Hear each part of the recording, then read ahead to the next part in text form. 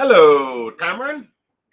Welcome to channel membership investigator level. Thank you very much for joining or leveling up. I'm not sure which one it was.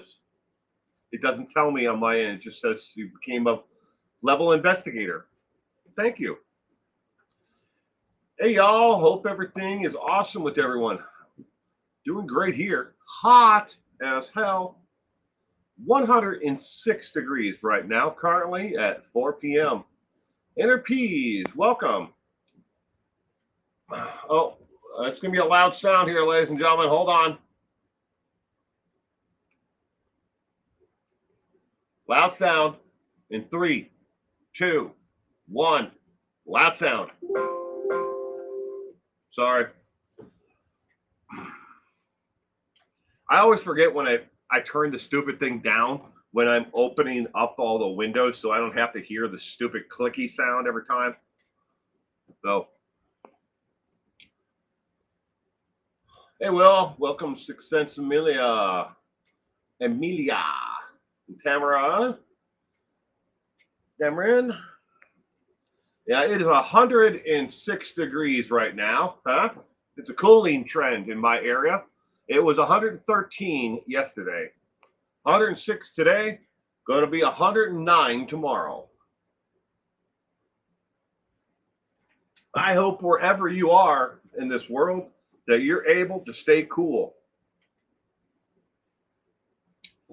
Sal, good morning, good afternoon, evening to you, Sal. Hey, everyone, I hope you're all happy. Well and happy. I am happy. I am well. Alpha, Fema, Christine. I haven't caught a live in forever. Well, welcome to tonight's trivia. Alpha Fem, Christine, Kitiku. Good evening, Kitiku. Welcome, and Rykard as well. Welcome to tonight's trivia. I hope that you guys are all able to stay cool and safe, and wherever you are. It is hot out there.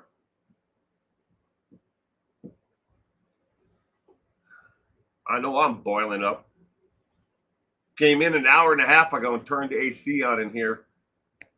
And it's hot. 106 degrees outside, but inside here it is 78 degrees.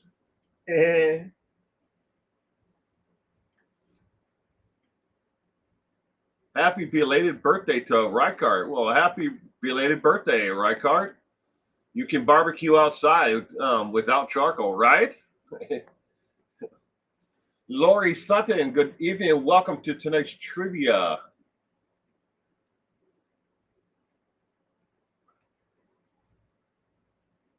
Callie Lisa, good evening, Callie Lisa. Sorry, I read your comment, but I forgot to say hello.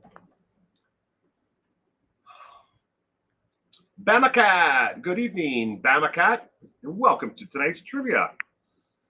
Gianna Marie is here with us, ladies and gentlemen. Good evening, Gianna Marie. Give it another minute here, and then we're going to get the trivia going. Lemon Pie, good evening, and welcome to tonight's trivia. Before we get into the trivia questions, I'm going to give you guys kind of like a rundown for the month of August for content to kind of give everybody an idea of what's coming up, in the next couple of weeks, month or so. I haven't completed the entire calendar for the month of August yet, but I'm going to get into that. 65 degrees where you are, Callie Lisa, at 4 p.m. I'm so lucky you live there. Yeah, well, I'd rather deal with 65 degrees. Right now it's 106 here.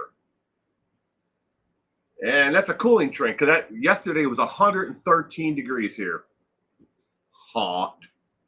That's way too hot for me. That's kind of like heat where you just don't go outside at all.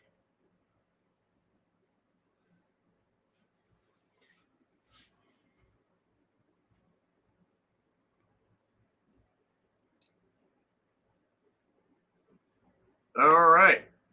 Well, let's get this party started. Like I said, I'm going to go over the calendar for the month of August.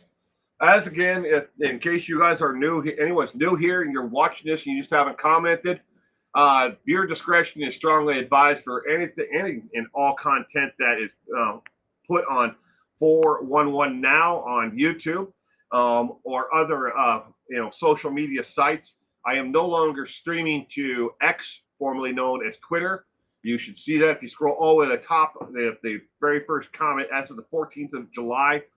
I am no longer streaming to X because I refuse to pay for a premium membership and a blue check mark, which I think is ridiculous. All right. So this is the month of August. All right, the ones with the X's on them are the days that I normally take off, and I never put content out anyways on the days that are X's. The ones where you'll see on your screen with red question marks are the ones that I have not completed or I'm working on the content for, still. That either needs to be edited or maybe it needs to, waiting for confirmation on a source for the material. I try to document everything with at least 3 sources for everything I cover. But as of a week ago, see, July 9th, actually July 7th, I started a new series called Little Known Killers. That is going to be every single Tuesday, and every one of them all the way through the month of August has already been done.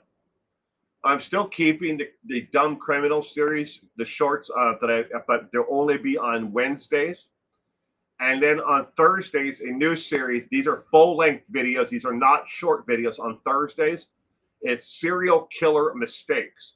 These are mistakes that serial killers have made that either got them caught, and eventually convicted for being a serial killer, or the mistakes where the law enforcement now knew who they were. Maybe they got away for another 6 months to a year before law enforcement was actually able to catch them. But these are all serious mistakes that each and every one of these serial killers has made and ended up on this list. I have a list of over 275 mistakes that serial killers made where they actually eventually got caught. Now, trivia and the Coffee Brew show are still on Saturdays and Sundays. So everything in that aspect is still staying the same. I'm just adding new content and doing away with some of the weekly content. Like I said, I'm adding the serial killer mistakes. Those are full-length videos. They're about 2 to 3 minutes, 3.5 minutes, somewhere in there for each one of those videos. But they're not like 14 to 18 minutes or even longer.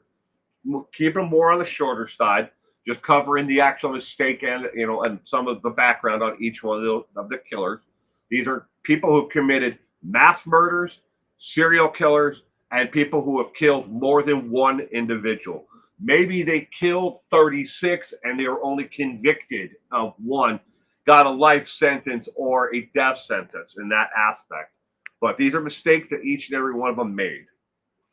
But those are going to be on Thursdays, and the little known serial killers or little known killers is on Tuesdays. So, all right.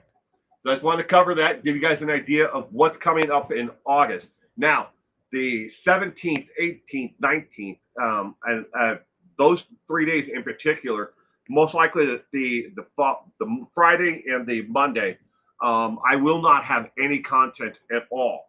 I will have a pre-recorded video that will launch, but I don't know if it's either going to be a YouTube Shorts video, 60 seconds or less, or it's going to be something that I've already recorded. Maybe I recorded it, earlier this year, and I'm going to use that and put it in its place. That stuff that's never aired before, and it's going to be a mixture because I'm going to be on vacation.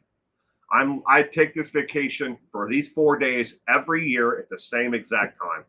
I leave here and I go to play in a charity golf tournament. It's about 275 miles from where I live, one way. But I do this every year, and we raise money for MS, for Crohn's disease research. That we never know exactly until like the August 1st. We'll find out what charities we're playing for. And my team in particular, it's a 4-man team. Of the 4 men that I play, the other 3 men that I play with, one comes from Montana, one's coming from California, and the other one's coming from in the state of Washington as well with me. So we're all traveling great distances, to go play in this tournament. And it costs a lot of money for us to even join, but we have to have sponsorship for each and every one of us to play in this tournament. So we raise a lot of money for these different charities that we play for. So, all right. So let's get to the trivia, shall we? Good evening, Summit Shoes. Welcome to tonight's trivia. All right. Your first question is now on the screen. What did serial killer Samuel Little and Dorangel Vargas, the cannibal, have in common? Was it A, they both eat skinny women? B, they both always bit a hand first? C, they both traveled the U.S. to kill? Or D, they both claimed over 100 victims? Question number 1. What did Samuel Little and cannibal Dorangel Vargas have in common? What did they have in common? Get myself in my little window here. Hello, Will in his little window. Mini Will.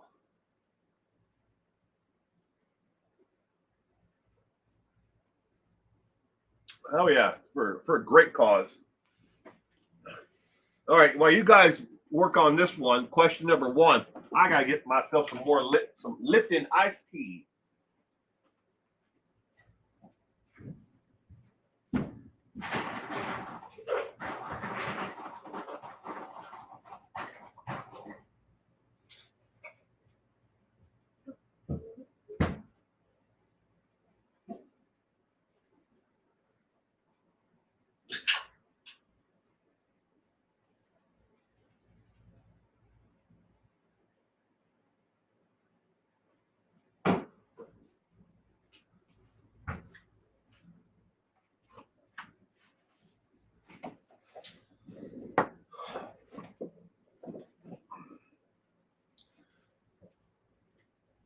Bedwetting.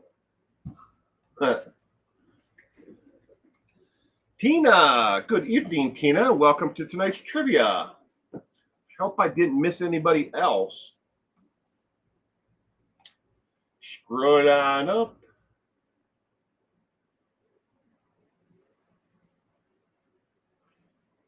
Okay, Rocco, my answer will always be a little mean. Both use the same hair gel. Samuel Little actually didn't always have an afro or long hair. A lot of times he shaved his head. Interesting fact about him while he was killing, because he believed that it was leaving behind evidence at the crime scenes. So if you look at the series of mugshots as he, throughout his career, a lot of the mugshots where he had really short hair, or he had really longer hair at some points. But he shaved his head a lot. And even towards the end of his life, he shaved his head. All right, question number 1. The correct answer is B as in boy. Dorangel Vargas and Samuel Little both liked to bite the hands of the victim. Samuel Little would kill them, after doing whatever else he wanted. Sometimes he raped them after killing them. Sometimes he just shoved them out of the car and dumped them in a field. He did a whole litany of different things. But Dorangel Vargas, well, he was a cannibal. Some of them he ate. But they always, for some reason, the two of them liked to bite the hand. Whichever hand they could get a hold of. It didn't matter if it was left hand or the right hand. For some reason, they like to bite the hand of the victim while they were still alive. And bite mark analysis wouldn't have helped a hell of a lot in either one of them, because none of the victims of Samuel Little's were ever found right away. And any bite mark analysis that may have come wouldn't never have worked, because the victim was in a putrid state, and there wasn't anything you could actually deem from the bite mark. So, not that they were always looking for it, because you have to remember these were disposable. What the police at this time looked at as disposable individuals. They lived on the fringe of society. They were drug addicts, prostitutes, runaways, alcoholics. They all had issues where, and a lot of them had pretty lengthy, criminal records. And Samuel Little hunted these people all over the United States, from East Coast to West Coast. All right, question number 2. Trophies of every kill. As Samuel traveled, he stashed his trophies as he killed. How many were found after his arrest? Now, a trophy can be anything from a driver's license, a welfare card, a lock of hair, a piece of jewelry. It can be anything and everything. But how many of these trophies of Samuel Little's from his victims were found? These stashes of trophies. So there are more than one item. How many were found after his arrest? Is it A, 4, B, 8, C, 0, or D, 3? Then how did they know he always bit a hand? His confession, Callie-Lisa. Samuel Little, towards the end of his life, befriended a man who worked as a Texas Ranger in the state of Texas. He befriended him, and the two of them would sit down, and Samuel Little would go through every single one of his crimes and all of his murders. He would draw a picture or paint a picture about them. He did not know their names necessarily, or could he remember their names, but he remembered massive amounts of details of every single victim. And he would sit and talk in great lengths about every one of his crimes and everything he did, and why he did it. And he loved to bite the hand, one of the hands, of the victim. It was something that got him off. It got him excited. Is he biting his own hand in that picture? Don't know, Lemon Pie. I think he has his fingers are like on the side of his chin. I don't think he's biting it. Maybe he had a fetish about biting fingers. I don't know. He never said that in any of his confessions, that he had a fetish about it. Tejas 409. Good evening, Tejas, and welcome to tonight's trivia. Trophies of every kill. Samuel traveled. As he traveled, he stashed trophies from his kills. How many of these stashes were found after he was arrested? The correct answer is D as in dog. Only 3 of them. When it came to items that could have been sold or given away, like jewelry, necklaces, rings, or whatever that the individuals had, if it was something that Samuel wanted to take, he would give these items to other prostitutes or other, drug addicts or whatever. He didn't kill every prostitute that he ever had, a relationship with. He didn't kill every drug addict that he, ever, had a relationship with, that he would get high with. And yes, Samuel Little did an awful lot of drugs, but as he traveled, he would meet new people, he'd make new friends, and he would give these items to them. But the stashes consisted of, one, he actually took an item of clothing. It was like a shirt from her. This is the last stash. All right. So they found 3 total, but the last stash was a shirt, a necklace that was made out of not very precious stones. I don't know if it was marble or something else. It says non-precious stones. He took a pair of flip-flops from another victim because they had some kind of like studded, design on them. But he took that. That was found in the stash along with a collection of driver's license and state ID cards. That's all it says. It doesn't say how many. It just says a collection of state ID and driver's licenses. So, was he a thumb sucker? It is good to be seen. Yes. Well, all right. Question number 3. Samuel targeted hookers, drug addicts, runaways. However, sometimes he just had to settle for what type of victim? Was it A, women working in 1-hour photo booths? B, women in laundromats? C, women who were in bars? Or D, women who looked like his ex-wife? Samuel targeted hookers, drug addicts, and runaways. However, sometimes he just had to settle for what type of victim?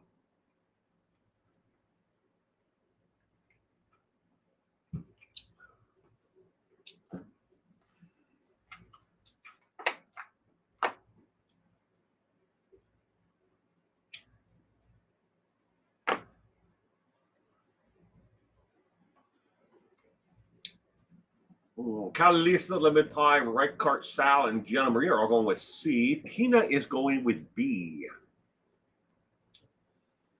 Cameron is going with cross-dressing Girl Scout. Cross-dressing Girl Scout. That's a new definition to, earning a merit badge. Blow up dolls, says Lemon Pie. Whoa, someone shows women who read Chad Daybell books. It's got to be C at some point, says Kitty Q. And repeats, women who look like Snooki. He could have probably found all of them in a laundromat or a bar or in a 1-hour photo booth. Y'all don't know what a 1-hour photo booth is. There used to be a time when people used to take photos, and you could go to a 1-hour photo booth and drop off your film. They develop your film, into negatives into film photos, and in 1 hour you could pick up your pictures. Yeah, we haven't always had a digital world. All right, question number 3. The correct answer, Kidiko. The correct answer is C as in cat. C as in cat. When he could not find the perfect type of woman that he was looking for that night, he would go to bars and pick up women. Of the 94 complete confessions that Samuel Little gave, 16 of those 94 victims he picked up out of a bar. You go to a bar and find his next victim there. You could fill 10 Snookies in a photo booth. Fox Photoshop. All right, next. Did you know? That has nothing to do with Samuel Little, but the Great Wall of China is the world's largest cemetery. As it was being built, construction workers were crushed by stones. Not wanting to stop work, they just pushed them into pits under the wall and kept working. So technically, if the Guinness Book of World Records was to actually list this subject matter of the world's largest or the world's longest cemetery, the Great Wall of China would be the world's longest and the world's largest cemetery on Earth. There is no real estimate to how many different, workers were, died on the building of the Great Wall of China, but they just pushed them in. In some of these areas, they were so remote, it would have taken, a lot of work to even get them out of there, underneath the stones and to move them and give them back to their families. So they just shoved them into giant pits and just kept on working. Question number 4. Serial killer Samuel Little was not born with this name. Can you pick out the name he was born with from below? We are looking for the name that is actually on his birth certificate. Is it A, Samuel Longfellow, B, Samuel Dent, C, Samuel Green, or D, Samuel McDowell? What name was he actually born with that is on his birth certificate?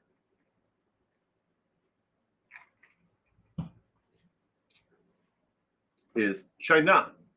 Hell. Next to the Pacific Ocean. Oh, yes, I knew that. I've been to the Great Wall. Have you, Kyle, Lisa? That's cool. I have never been there. I've seen a lot of videos of like a large sections of it that are crumbling and falling apart that have been closed to the public for a long time. And I don't know if they ever plan on opening or fixing it, but I hear it's falling apart. Kermit the Frog. Samuel the Situation.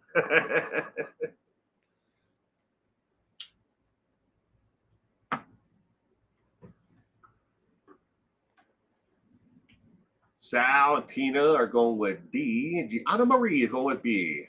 Smith Shoes. John Jacob Jimmerheimer Schmidt. That's my name too. Whenever we go out, people always shout, there goes John Jacob Jimmerheimer Schmidt. Da da da da da da. Samuel Little Dingy.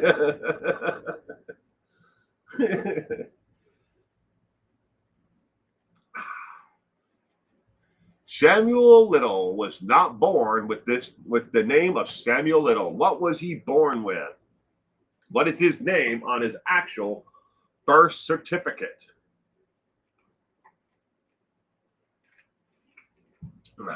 Question number 4. The correct answer to question number 4 is D as in dog. He was born Samuel McDowell. And his last name of Little was something that he changed later on. And yes, when he died, his death certificate is listed. He is listed as Samuel Little on his death certificate. Samuel McDowell is listed as an AKA name, even on his death certificate. But his official death record is as Samuel Little.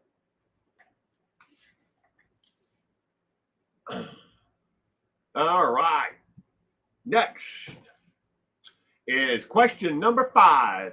As he traveled the U.S., Samuel always had his kill kit at the ready. Which item from below was always part of his kill kit? Was it A, gloves, B, rope, C, flowers, roses in particular, or D, a gun? As he traveled the U.S., Samuel always had his kill kit at the ready. Which item from below was always part of his kill kit? Question number 5. I went to high school with a Pakistani girl whose name was Kihanti, pronounced Cunty. Huh. Wow, that's an interesting name. Stale Twinkies.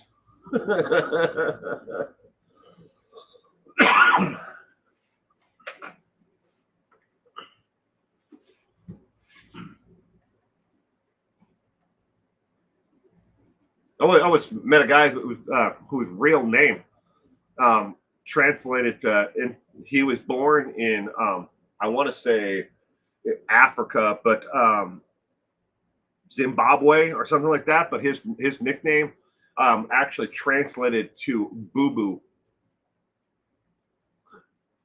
Everybody just called him Boo. That's close to like 30 some years ago now, that, when I knew him.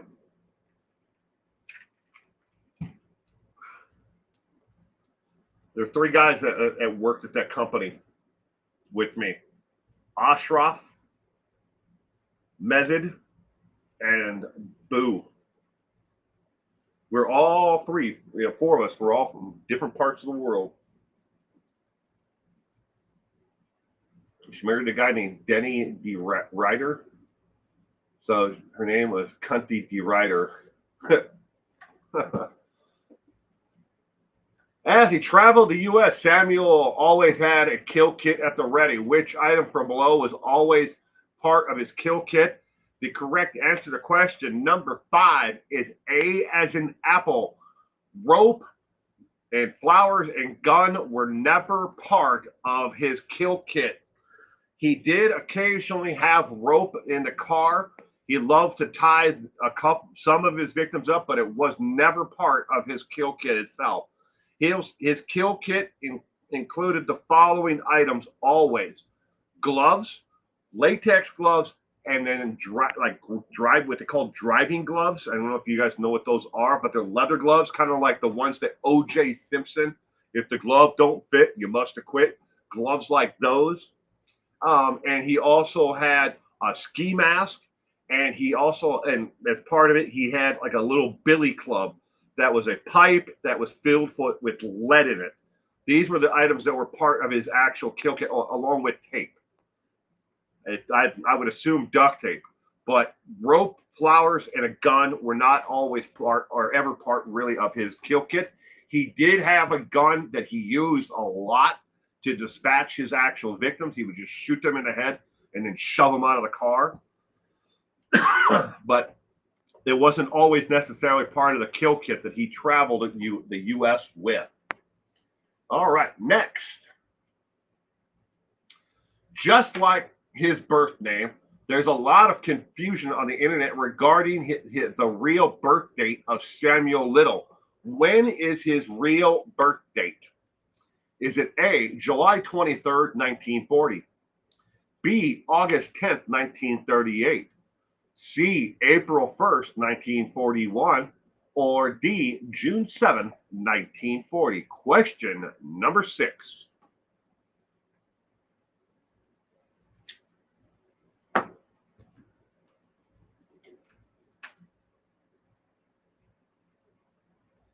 Pineapple pizza, banana.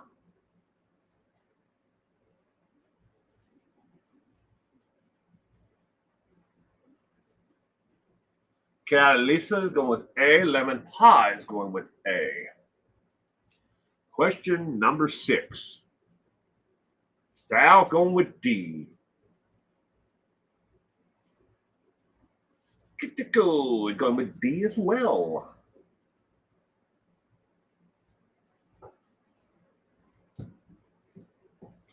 I'll tell you this much: his actual birth date is wrong on the official press announcement from the prison.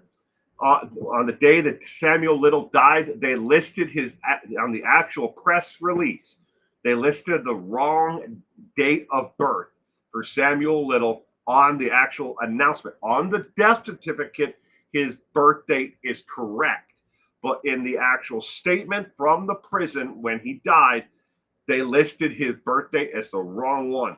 At just another place you will find inconsistencies and errors when it comes to Samuel Little. You would think that they would double check something like that, before you put out a press announcement of the inmate's death. But apparently someone made the mistake, and they did release it.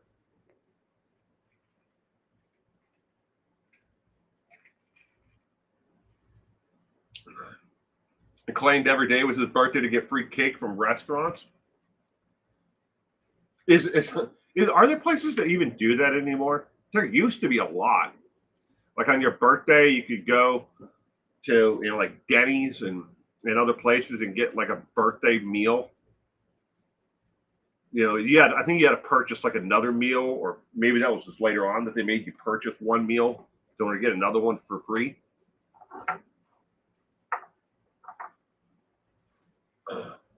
We use Vicks for everything. If the name don't fit, you must acquit. All right, question number 6. His correct birth date is June 7th, 1940. D as in dog. June 7th, 1940 is Samuel Little's correct birth date. on the actual press announcement from the actual prison on the day that he died to notify society that he actually passed away in the state hospital there on the grounds of the prison. They did list his birthday as July 23rd, 1940, as his date of birth, and then the day of his actual death.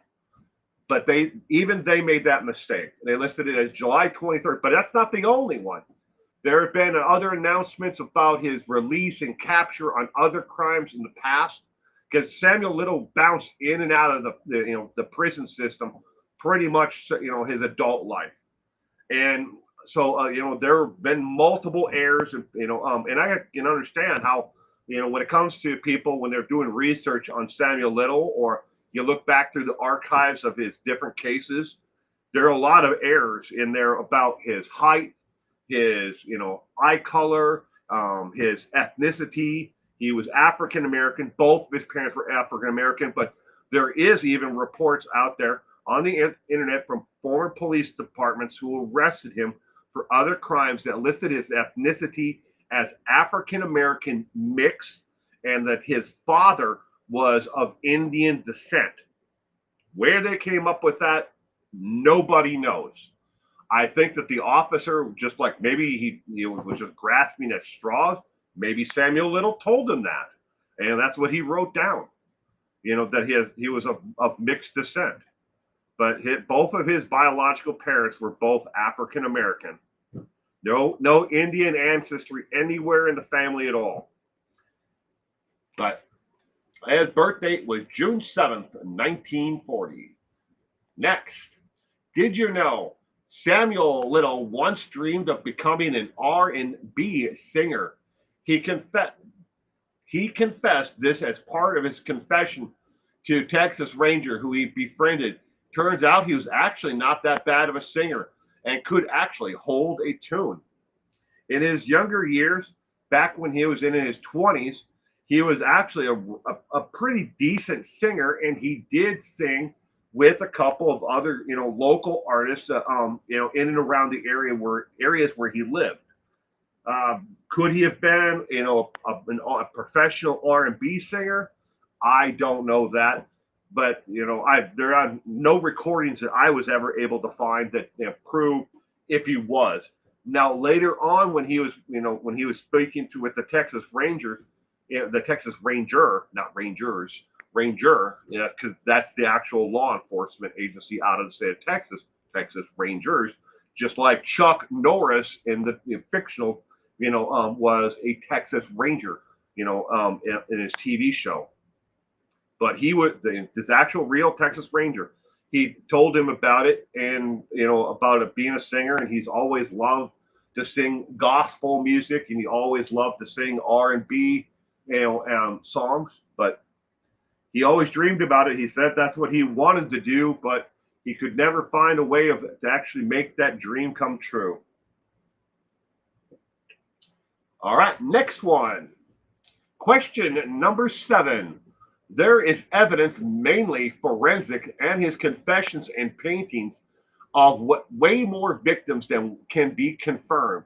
How many victims does the FBI believe he took the lives of? Was it A, 93, B, 144,000, C, 1 plus more than the Jersey Shore cast, or D, 88? There is evidence, mainly forensic, and his confession and paintings of way more victims than he can confirm. How many victims does the FBI believe he took the lives of? And good evening, Gemma. Gemma? When I said Gemma, when I meant to say Gemma. I'd like to know the percentage of serial killers by race. I can give you a brief rundown of this is not the gospel, so I might be off by give or take a couple of percent, but most serial killers who have been convicted and studied are white, Caucasian. Caucasian males, and they start killing about the same age. They have a lot of the same type of background profile. You can look into bedwetting, animal torture. When they're younger, physical, mental, sexual abuse is in a lot of their backgrounds. Lack of early childhood education, nutrition, all of those play a role in the early years of the serial killers. But again, a vast majority of them are white, Caucasian male. In the United States. Now, if you take worldwide, obviously you're going to end up with more African American serial killers in Africa. Are you going to end up with more, Indian, descent in India serial killers?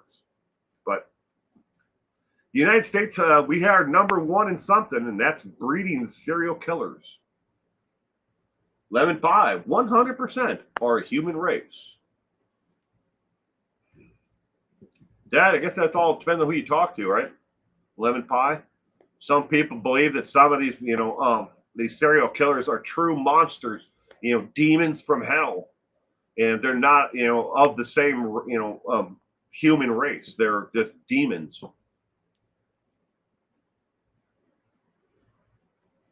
But if I had to put a number on it, I'd say close to 85 to 90% are of a Caucasian race.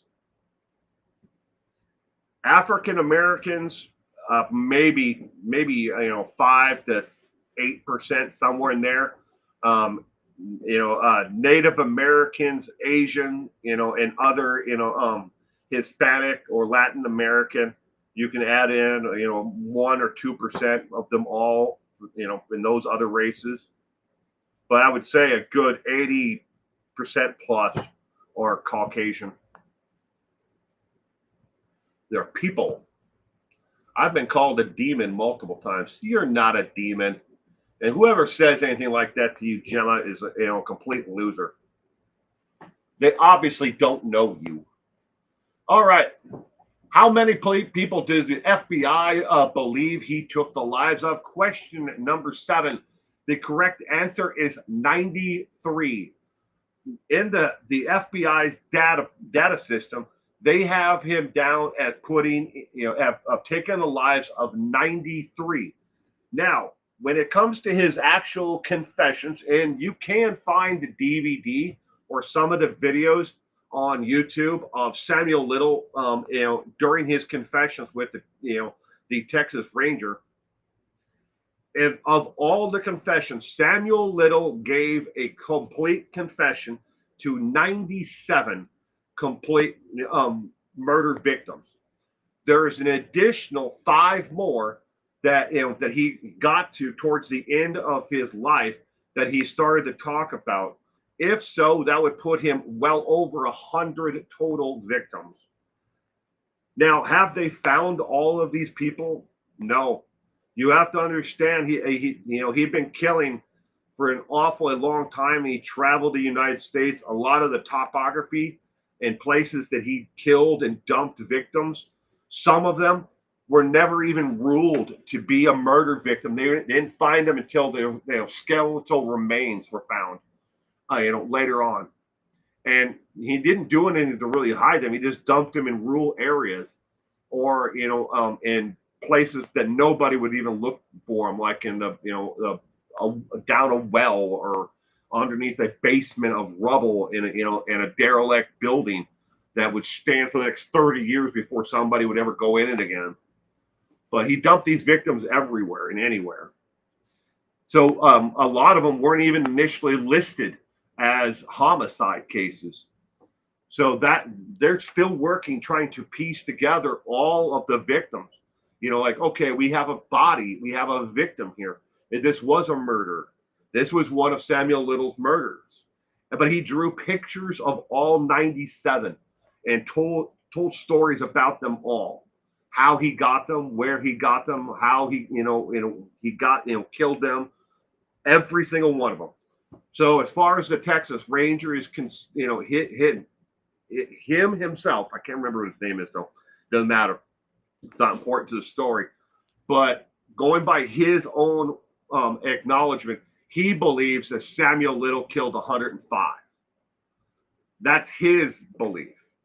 He can only confirm 93, 94 actual, somewhere in there, of actual confessions where the likelihood is that there is a body, or a body was dumped and he actually really did commit it. But Samuel, towards the end of his life, he knew he was dying. He knew there was no coming back from his illness, because towards the end he had liver disease, he had pancreatic cancer. Which one was going to take him first? He had diabetes on top of it all, and he knew his time was limited, and he really liked this guy, this police officer. So a very, very unique situation when it comes to his actual confessions. He didn't glorify it. It was like, and if you ever get a chance to watch any of the confession tapes of Samuel Little, he's just sitting there and he is recounting the events in his mind, like he's watching a movie. He's telling them about the smell of her hair, what she was wearing, how he got the thrill out of killing them, and it's like he's recounting it moment by moment by moment, and the Texas Rangers is sitting there writing this down. It's like, okay. And then he's like, yeah, that's this lady here in this painting. But next, Samuel Little slowly faded from this plane of existence, fading away behind bars, but his mind was always sharp. What took his life in the end? Was it A, stabbing by another inmate, B, cancer, C, diabetes or the sugars, or D, the death penalty? He said the only thing in life he had not done was die. Yeah. Diabetes.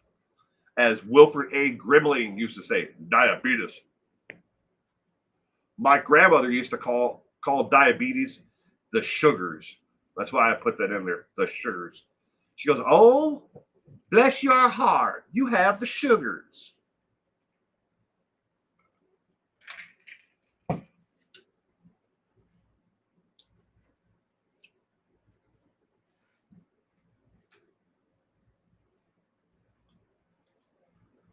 Yeah, C, D, C, C, C, C. Question number 8. What took Samuel Little's life in the end? Lost him one organ at a time. LOL. Yeah, pineapple pizza took him out. But that they did. Him and the Texas Ranger. It's not a joke. He would bring him a Domino's pizza, a medium Domino's pizza. What toppings were on it? I don't know if there was pineapple on it, but they did. He would bring him Dr. Pepper or root beer and pizza, and they would sit there and eat pizza and drink sodas. And Samuel Little would just talk about every one of his murders, and he didn't care. He knew he was going to die. There was nothing left in this world for him. He knew he was never getting out of prison.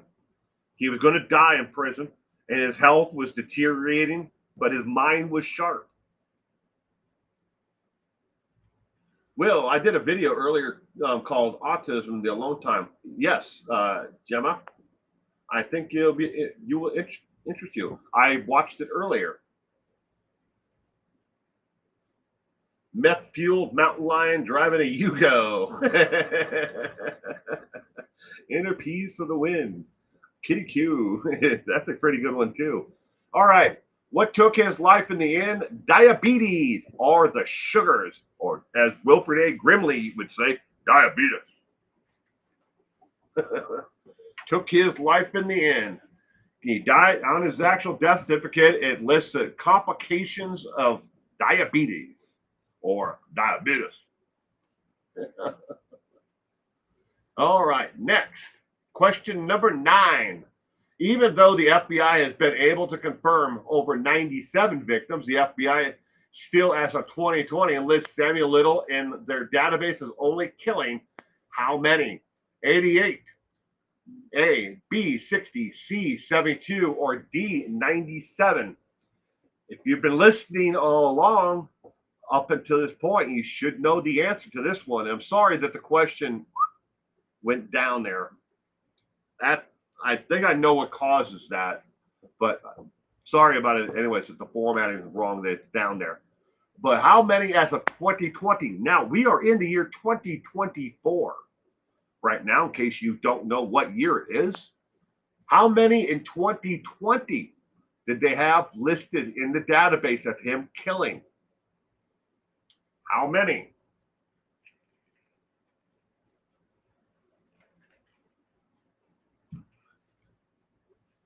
Why weren't they feeding him pig?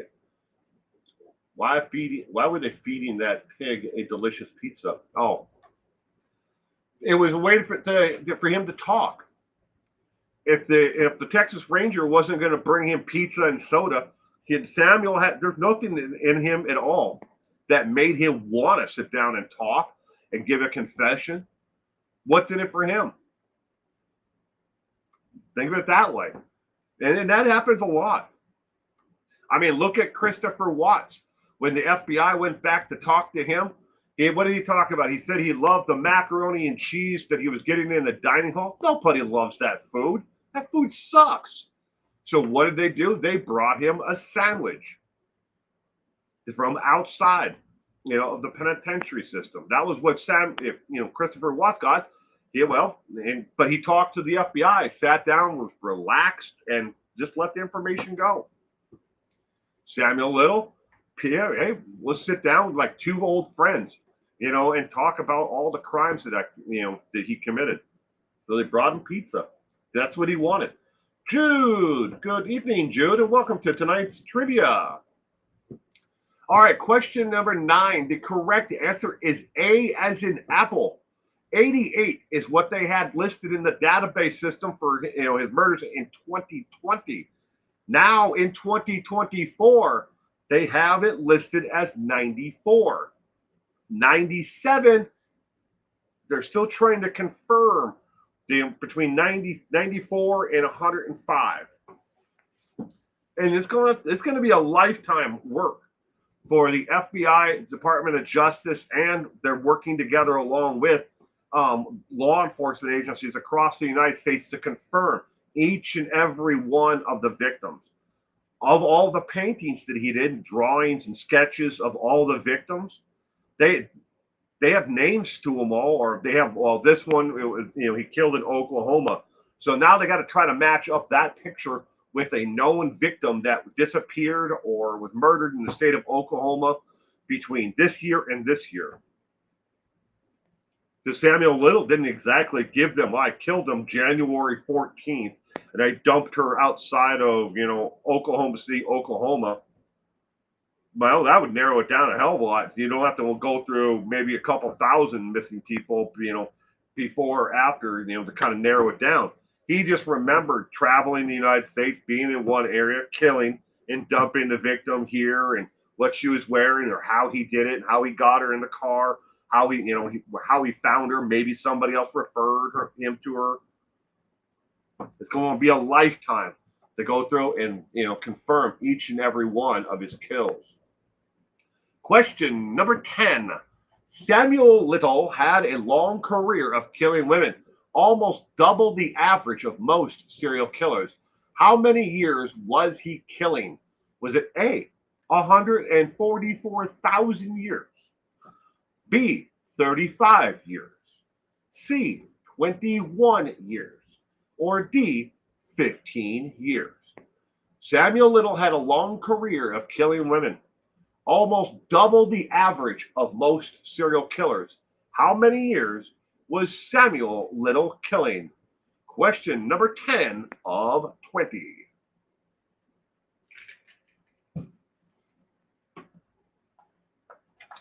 Remember to give a thumbs up to our friend Will. I would appreciate that, and thank you for saying that.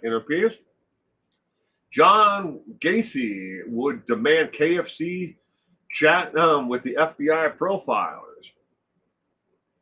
Hmm. I wouldn't be surprised by that at all. He loved KFC, and that was his final meal.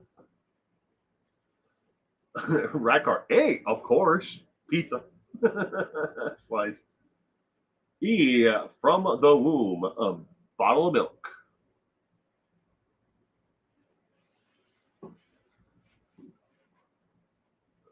Somebody messaged me. Who the hell messaged me?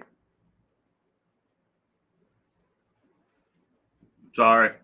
Don't normally check my messages in the middle of a damn live stream, but somebody messaged me.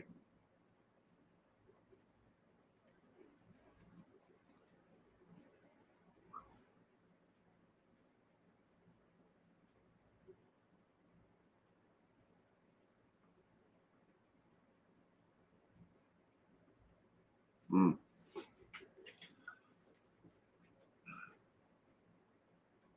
Thumbs up given. Well, thank you, Sprinkle Donut.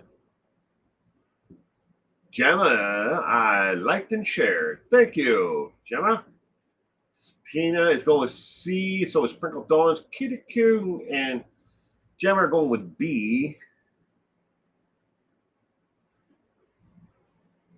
All right, Kitty Q's got two answers, C and B. Samuel Little had a long career of killing women, almost double the average of most serial killers. How many years was he killing? The correct answer, ladies and gentlemen, is B as in boy, 35 years. The average serial killer from the time of first kill to the time that they're caught, the average is actually less than 17, but it's close. If you take the longest that got away from it and the ones that are shorter, and you average it, you take it all together, you throw out the highest and the lowest. 17 is the average, but most serial killers only get away with their killings for 10 to 15 years. 10 to 15 years is how long they're out there. So, I guess you could say 3 times as long. But 35 years is how long Samuel Little was out there murdering people. And remember, he'd been in and out of prison multiple times. Yet, he found a way to kill 90 plus women across America. It is now that time when we take our break. So take 6 minutes and do you for the next 6 minutes. But watch out for mountain lions, ladies and gentlemen. They're a sneaky little bunch. 10 to 15 is crazy. My math was wrong, so I fixed my answer. My grandson called me to sing a song he learned at Bible school. It's the itsy bitsy spider crawled up the water spout. I laughed so hard I missed the rest of the song. God bless 5-year-olds. The itsy bitsy spider crawling up the water spout. Down came the rain.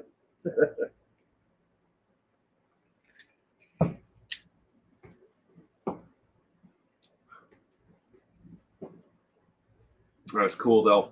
Got to sing a song with your 5-year-old grandson. That's cool. That's a long time. It is a very long time.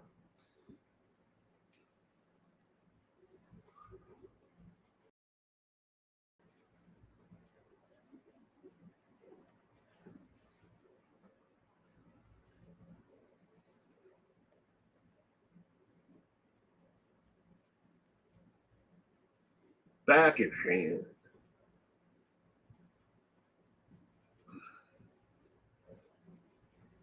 Ooh, oh, it's cooling down outside here, ladies and gentlemen. It's only 105 now. Will, I will be emailing you later. I found a UK serial killer book I want to send you. Well, that's nice. Gemma, but you don't have to do that. I hid my meth teeth in my freezer, so unless our mountain lion grows the thumbs, I'm safe. I picked C because I thought double the average would be 20.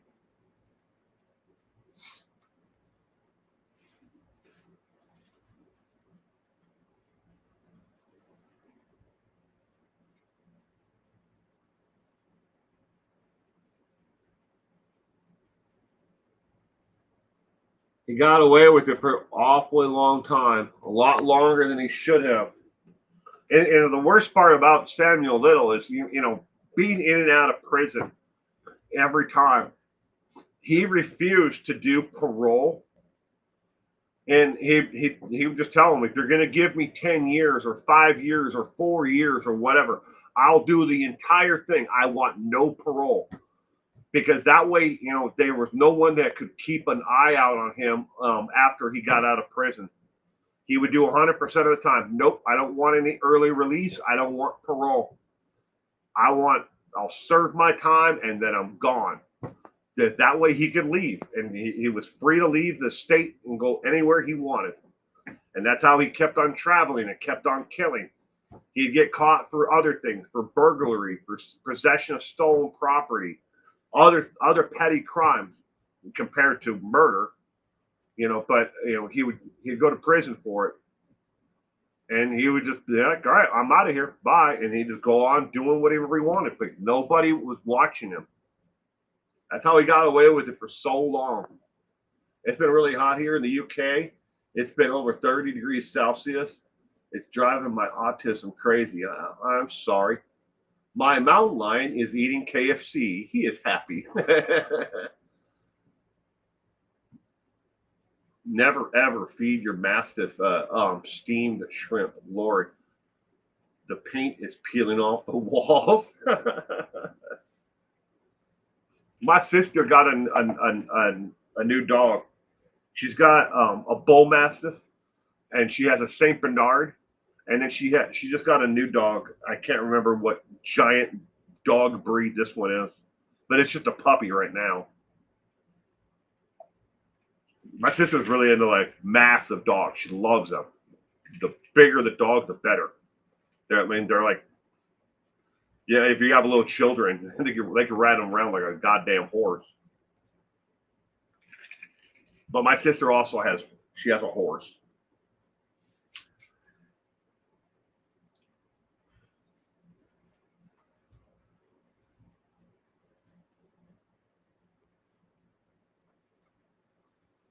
Yeah, I never fed any of my dogs, shrimp or seafood. Well, there might be seafood in some of the dry kibble that I used to feed them, or the canned food. I'd have to go back and look at the actual ingredients of that stuff. But I would think there would be more chicken and beef that'd be in those. You're looking for another giant breed to rescue? Of all the dogs that I've ever had, Tamara, I always wondered, the ones that I rescued, did I rescue them or did they rescue me? My guy is only 120 pounds. His brother was 150, and no, not fat.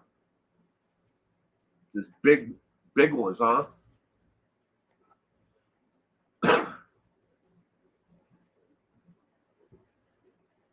Who's being rescued, Tamarin? Is it you or is it the dogs? It's the way I always look at it. The dogs were more than just an animal or pet. They were part of my family. If I can accidentally punt it while walking through the house, it's no. It's a no.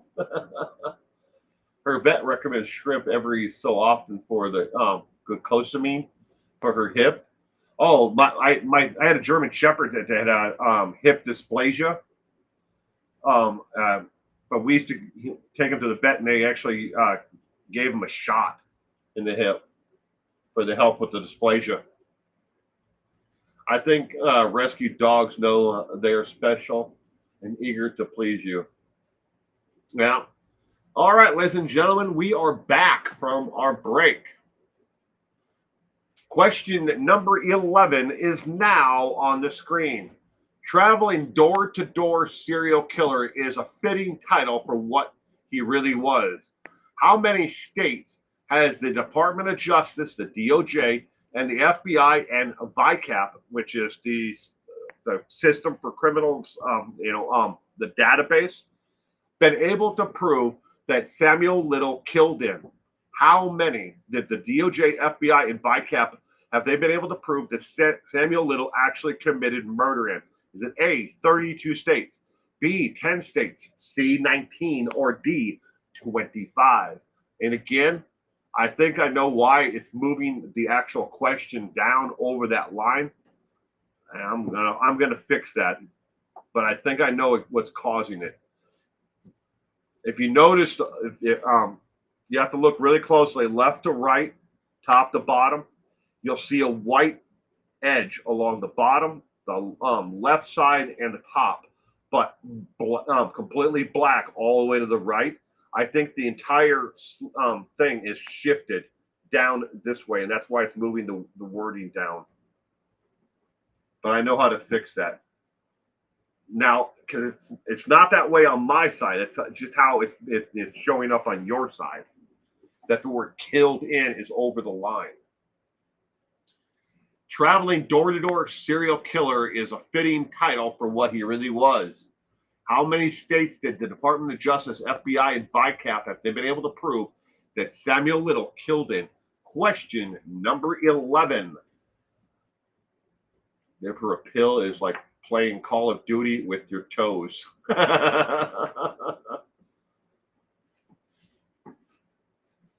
Towards my doggies, the ends of their lives, they were on quite a bit of medication. We used to hide it in Cheese Whiz, or take another soft cheese like mozzarella and put the pills in that, and then then feed them to them along with their other food, canned food. Put it in with the canned food. They just eat it up. They didn't know. That's how we used to get them to take their pills. Question number 11. The only state of confusion. Gayla, good evening, Gayla. Welcome to tonight's trivia. I hope you're able to stay cool down there where you live, because it's hot as hell up here in the Pacific Northwest.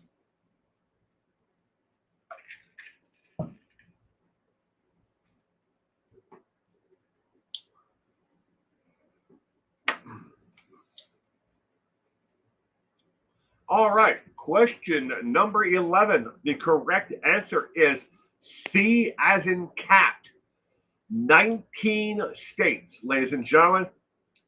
The FBI, Department of Justice, and VICAP have positively identified 19 of the states of the lower 48 that they know Samuel Little committed murder in.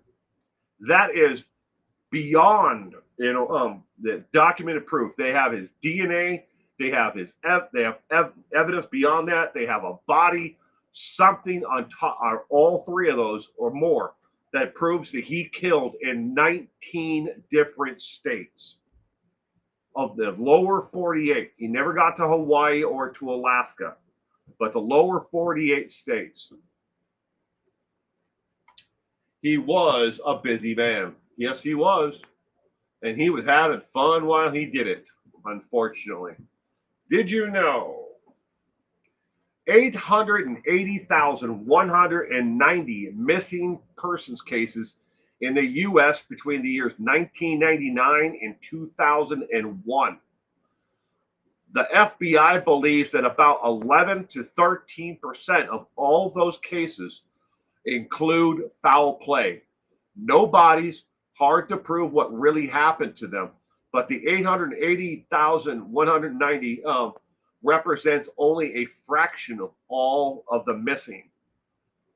So you take 11 to 13% of 880,000 missing persons from just 1999 through 2001. We're talking about 3 years there. All right. That's a lot of people who have probably been murdered by someone out there. 11%, 11 to 13%. We just look at the lowest end of the number. We're talking what, 800, ish, or more people of those murdered. Of the 880,190, missing persons cases that are currently still open, they're people who, again, people pick up their life from their lives and they just walk away. It happens all the time in America. They move across town, they move out of state.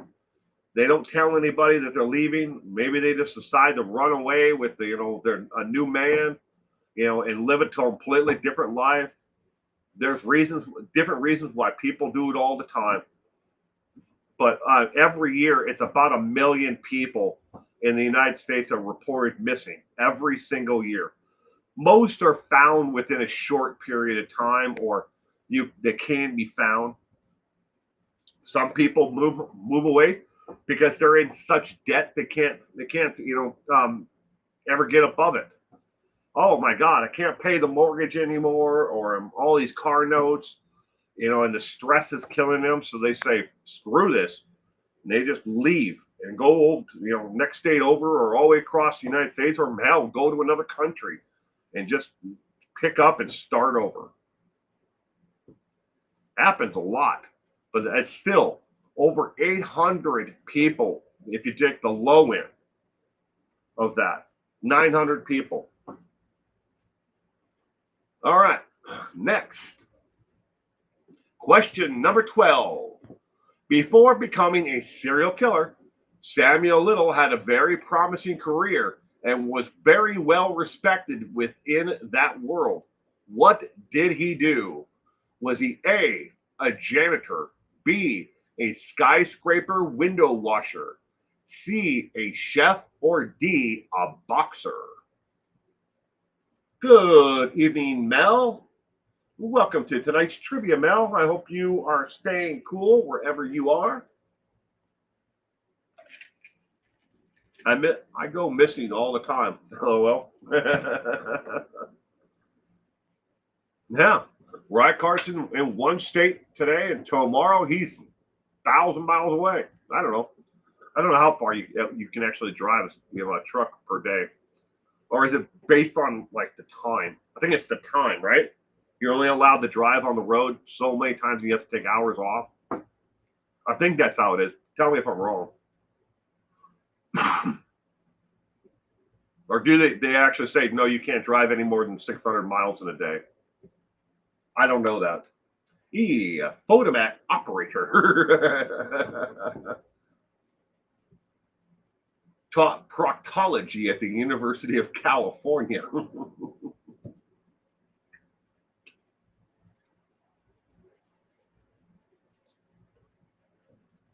Before becoming a serial killer, Samuel Little had a very promising career and was very well respected within that world. What did he do? It's really hot in Victoria, British Columbia tonight. Ooh. Question number 12.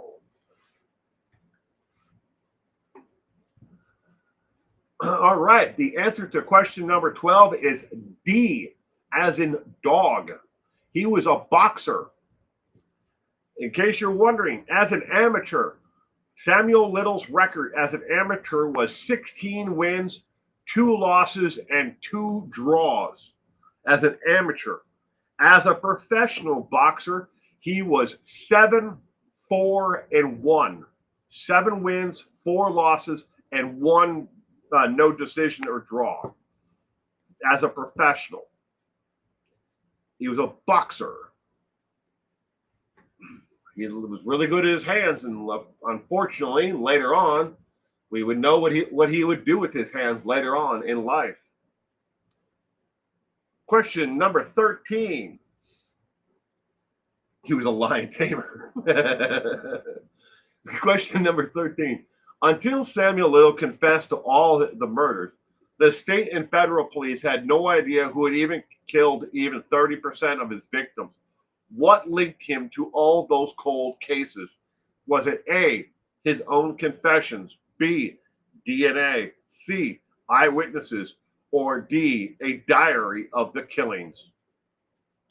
Until Samuel Little confessed to all of his murders, the state and federal police had no idea who even killed 30% of his victims. What linked him to all those cold cases? Question number 13. 780 miles is the most I've ever driven in one day. But yes, we are allowed to drive 11 hours within a 14-hour period. Okay, thank you, Ricard.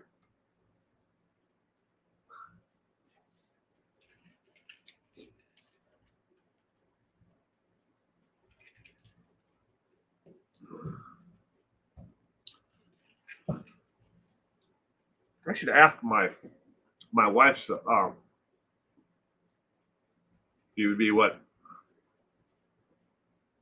father, stepfather, I guess we'd call him. But he used to be a long haul truck driver. But I think he retired. I don't think he does it anymore. His name is Daryl. Daryl, the truck driver.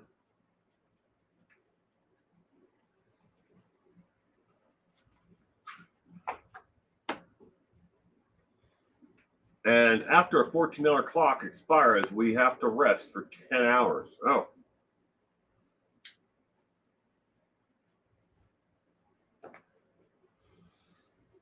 Daryl was telling me once about the career of being a long haul truck driver. Yeah, I think he a lot of what he was hauling was reefers, refrigerated units, and he was telling me about the thin margins of being an owner operator. And I'm like, I wouldn't do that. But he liked to travel, so it was the perfect career for him at the time. But like I said, I think he's retired now. I haven't heard about him going on the road anymore. I picked A, but maybe B. I know DNA linked him. The question is worded to trick me, I think. Interpedes is going with in a van down by the river. I'm in San Antonio. Oh boy, I bet it's hot there. I'm sorry. All right, until Samuel Little confessed to all of his murders, the state and federal police had no idea who even killed 30% of his victims. What linked him to all those cold cases? The correct answer is B as in boy. B as in boy. DNA evidence linked him. His confessions was just the icing on top of it. They linked him to all of his murders through DNA evidence, and then his confessions gave away all the other ones that they didn't even know necessarily were murder victims. So again, some of them, all they had was skeletal remains that were found in a field later on, or that was beyond putrid, or animals had gotten to it, whatever. But they didn't know that these people were murdered necessarily. Women, all women.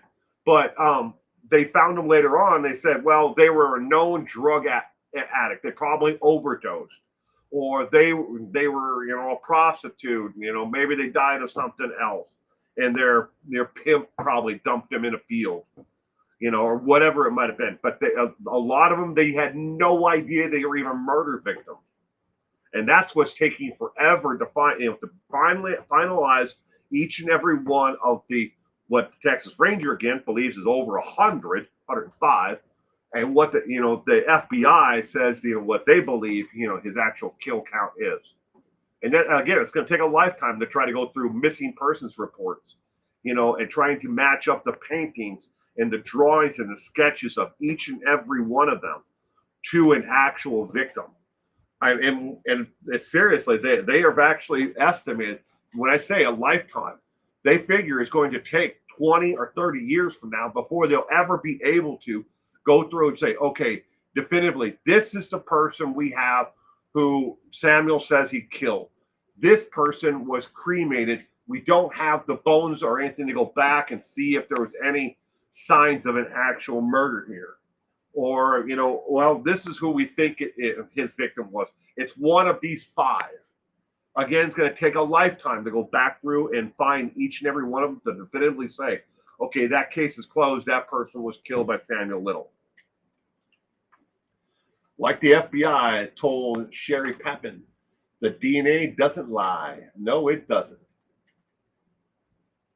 All right. Question number 14. What hobby did Samuel Little have that turned into a profession besides boxing that was always a way for him to make money as he traveled? Was it A, music and singing, B, pottery making, C, painting portraits, or D, making clocks? What hobby did Samuel Little have that turned into a profession besides boxing that was always a way for him to make money as he traveled?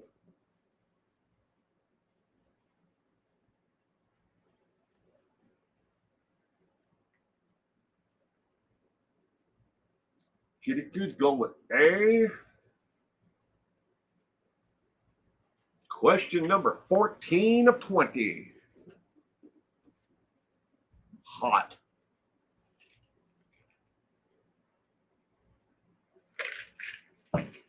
And I'm almost out of Lipton tea. Might have to go to the refrigerator and get another one.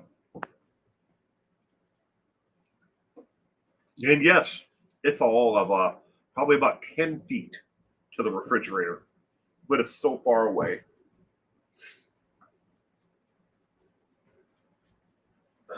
AC is freezing cold, thank God. Vacation Bible school substitute preacher.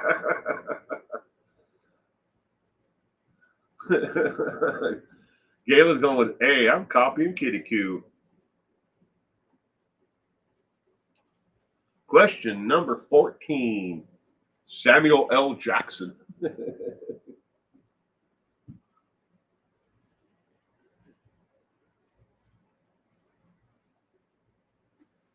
All right, question number 14. The correct answer is A as in apple. Music and singing was always a way for him to make money while he traveled. It was always something in case, everything, went to shit and he couldn't, steal, rob, or do something else to come up with a quick couple of bucks here and there. He could always do singing or music. And during his lifetime, he was actually pretty proficient at two different musical instruments. He could play the piano and he could play the guitar. And there was always gigs somewhere that he could pick up here and there for a couple of days, filling in, as a musician, either on the piano or the guitar, and make money. Or singing. He always loved to sing. Alrighty. And that, again, is part of you. Again, 90% of this stuff tonight, ladies and gentlemen, if you watch the videos with Samuel Little and the Texas Ranger, you can learn all this stuff from those videos. He talks about all this stuff if you watch them all from the beginning. Every one of his confessions were recorded. It was all recorded. Him sitting down, and telling the Texas Ranger everything. And it's spooky as shit when you watch the first, just a couple of them. You don't even have to watch them in order. Just a couple of them, and watch him sit there. He just kind of calmly puts himself in a relaxed state, and then just starts telling all about it. And if the Texas Ranger had a question, he'd go back and he'd elaborate a little bit more about it. And everything that he talked about turned out to be true. It was like, in his mind, like, someone who would have like a photographic memory of the entire thing, but it was like a video playing in his head of each and every one of those murders. Spooky. Did you know the top dumb ways to die? These are the top ways to die, top 10 ways that a serial killer will kill. Strangulation is number 1. Stabbing is number 2. Shot, number 3. And poisoned, number 4. Tortured or being beaten to death is number 5. Drowning is number 6. Forced drug overdose is 7. Sodomy, and there's an asterisk there, is number 8. Vehicular homicide is number 9. And electrocution is number 10. But sodomy is how the FBI lists it. Sodomy is the insertion of any item into the body that causes internal bleeding. And you can think of the different ways that something may be inserted into your body: anally, vaginally, through your mouth, whatever it may be. But they list it all underneath sodomy at the same time.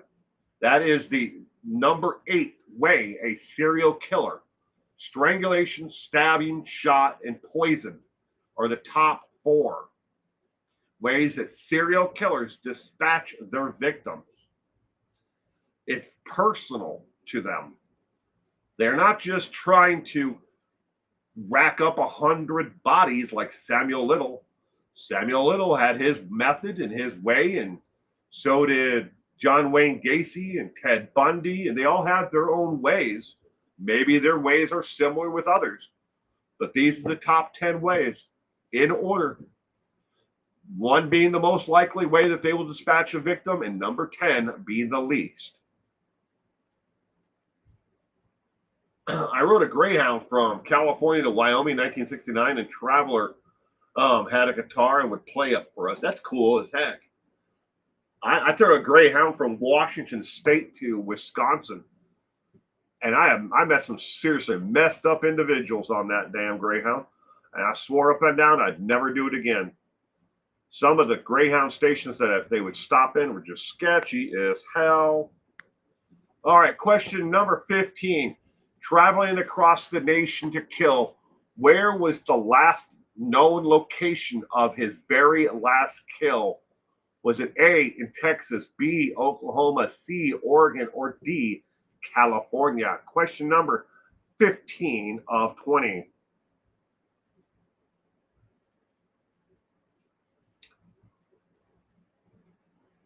What a guy, says Gianna Marie. What a guy, right?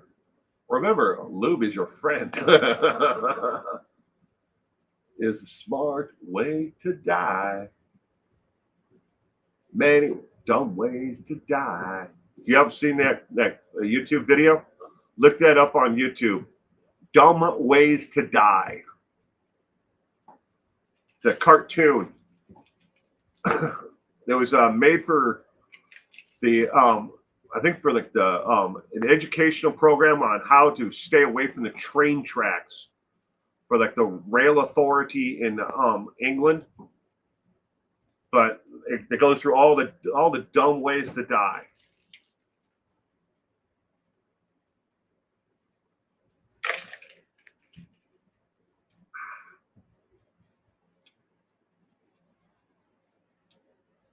Back in 1969, I bet they did have good food. Kitakuna is going to go with D, question mark. Gianna Marie's going with D as well. Traveling across the nation to kill, where was the last known location of his very last kill? Question number 15 of 20. Since I don't know anything about this serial killer, I leave the answer to those who do, says Mel. All right. Well, the correct answer to question number 15, ladies and gentlemen, is D as in dog, California, or California, whichever you want to call it. But California was the location of his last known murder, although there is a likelihood that days earlier, before the very last kill in the state of California, that Samuel Little may have killed a victim in New Mexico days prior. I can't stress this enough that there were points where he traveled across the United States where he would kill a victim in one state and then go a month before killing the next one. Or other times he killed one on a Thursday and then killed again on Thursday night in 2 different states. There was no rhyme or reason. It's all victimology, how he access to the victims as he could find them. All right, question number 16. Samuel Little was an equal opportunity serial killer. However, he did prefer one section of society over others. Which one was it? Was it A, drug addicts, B, hookers, C, wealthy sluts, or D, runaways? Samuel Little was an equal opportunity serial killer. However, he did prefer one section of society over others. Which one was it? I am going to get myself another tea. Be right back.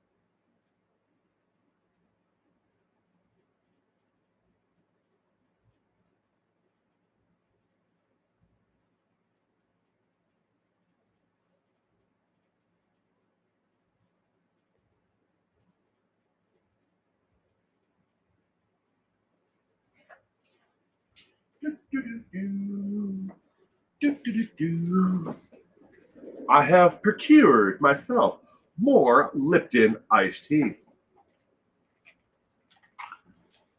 Rich runaway sluts with meth addictions. So A, B, C, and D.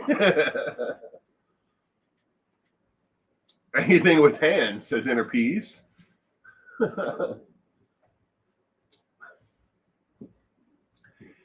Samuel Little was an equal opportunity serial killer. However, he did prefer one section of society over others. Which one was it? Question number 16. The correct answer is B as in boy. B as in boy.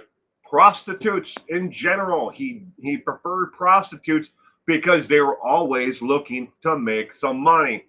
And they just saw him as just another John. And equal opportunity, he killed fat ones, he killed skinny ones, he killed African American, white, Asian. He didn't care. But he was an equal opportunity. He did not pick one type of, of prostitute to kill. Some of them, he would get, and the actual sexual favors from them, pay them, and as soon as they did, before dropping them back off out of his car, he killed them and then just took his money back, or any other money they may have on them. But an equal opportunity serial killer he was. Did Sam do drugs? Did Samuel Little? Hell yeah, he did. Most of his life. There are stories that he told, not to the Texas Ranger, but in an interview with, I can't remember what the guy's name is. He used to be like a ABC or NBC or CBS, like a news reporter who interviewed him behind bars. And he talked about his first, the first illegal drug he did was, he was like 9 or 10 years old. He smoked marijuana. And from that point on, unless he was incarcerated, and even behind bars, he probably got a hold of illegal drugs then too. But from that age on, he always did.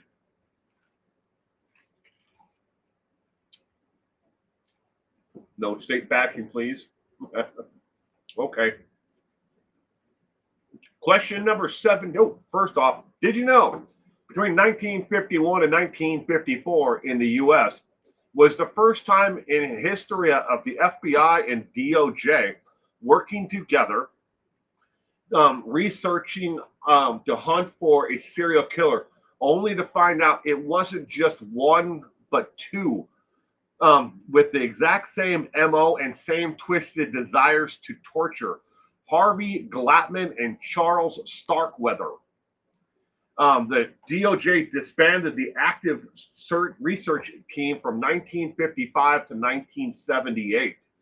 The DOJ to this day does not investigate active crimes unless They're a certain type of crime, but they don't investigate murders anymore necessarily. They will if it's interstate, from one state to another interstate, like murder.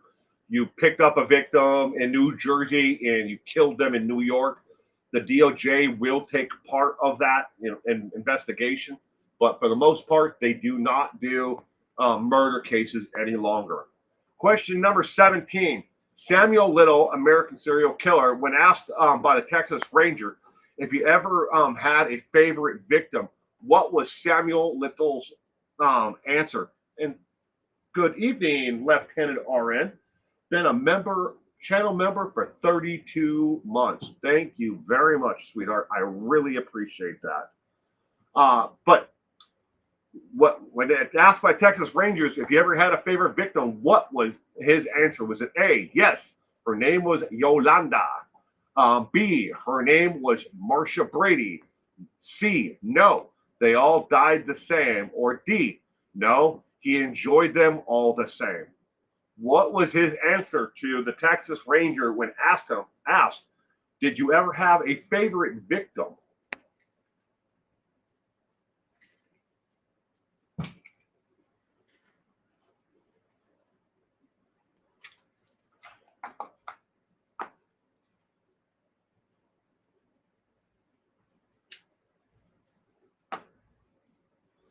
Question number 17 of 20.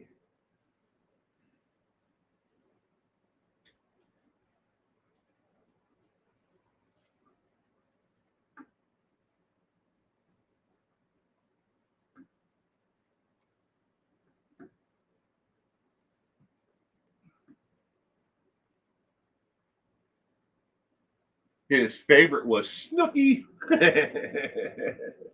I'll put myself in my little window here in just a second. My little window, where's Will? In his little window. Mini Will, where is he?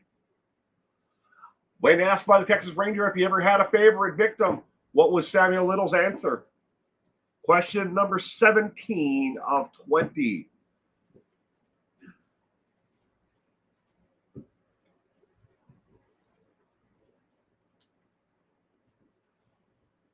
Alrighty, the answer to question number 17 is D as in dog.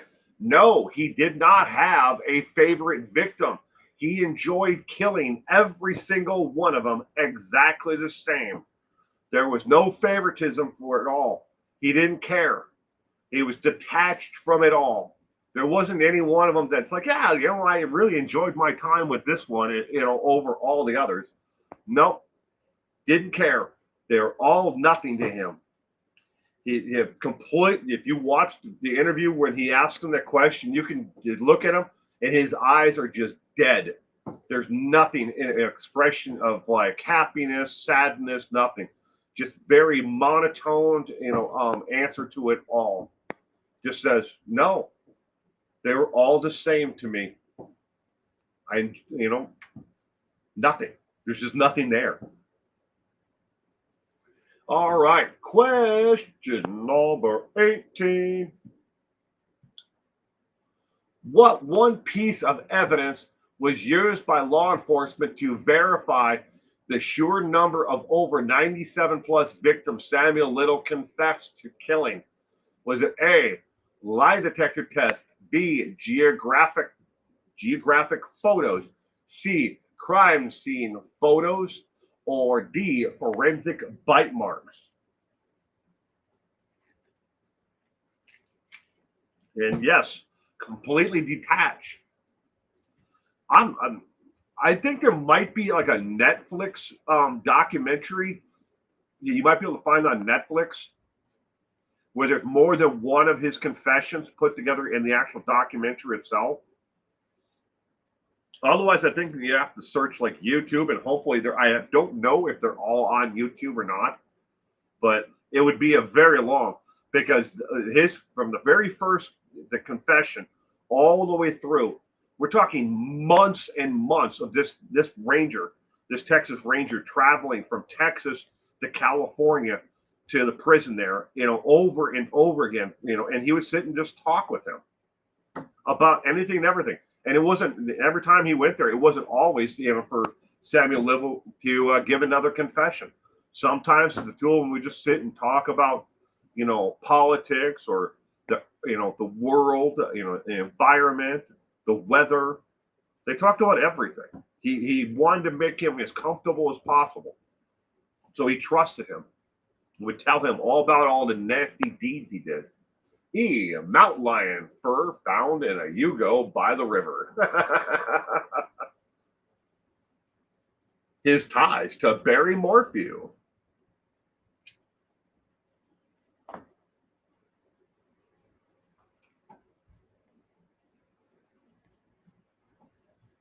I usually resort to cheating.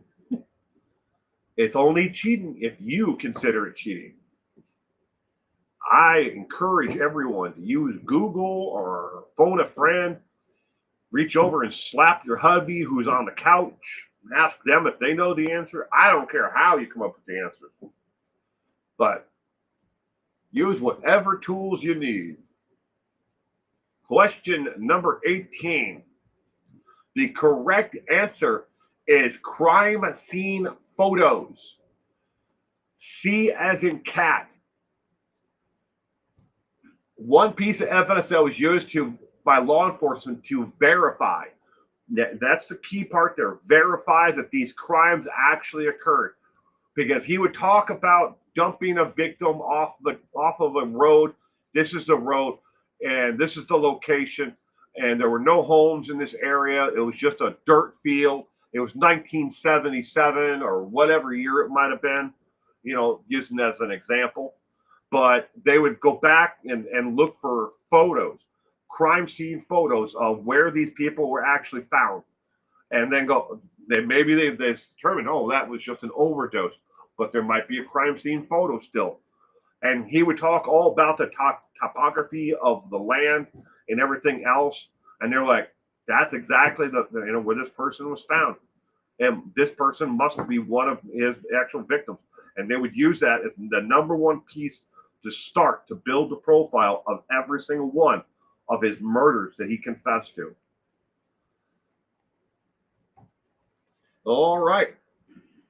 Go 19. During his confession, what did Samuel Little say was the reason he traveled to California instead of Texas, where he meant to go? Was it A, he wanted to see the ocean?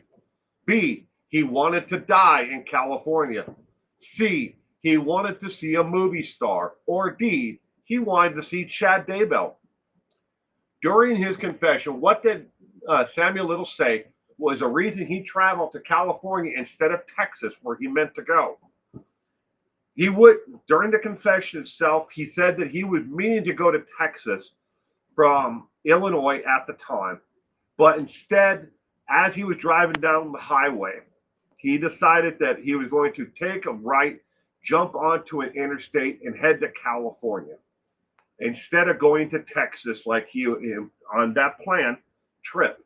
So why did he go to California? How many human lives did he actually take? Mel, more than 94.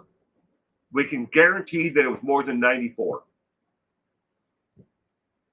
But it's going to take a lifetime to actually figure out, is that real number 95, 96, 97?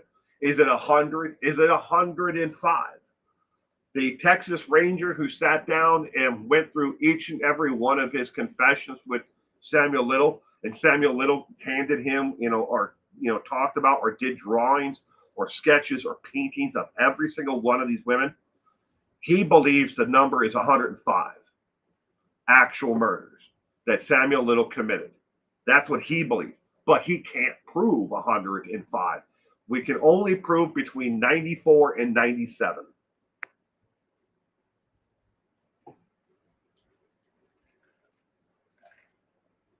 Mel, he wanted to sing, I left my heart in San Francisco.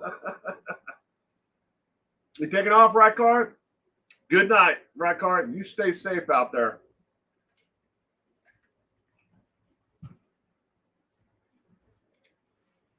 That's funny, Mel. I left my heart in San Francisco. All right, question number 19. The correct answer to question number 19 is B as in boy. He wanted to die in the state of California. He knew that eventually, wherever he went, his end of his life was getting shorter and shorter. He wanted to go someplace where it wasn't going to be too cold, it wasn't going to be too hot, it was going to be more of his liking temperature wise, where he could blend in.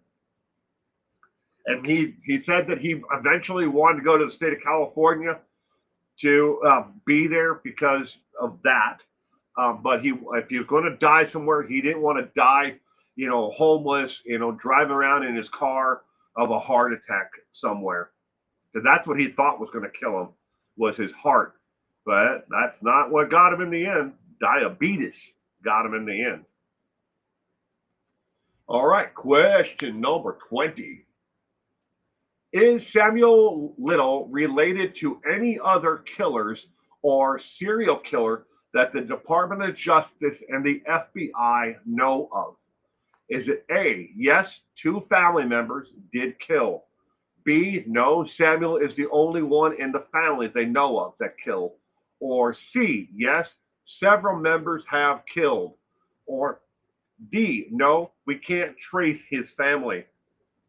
Is Samuel Little related to any other killers or serial killers that the Department of Justice and the FBI know of?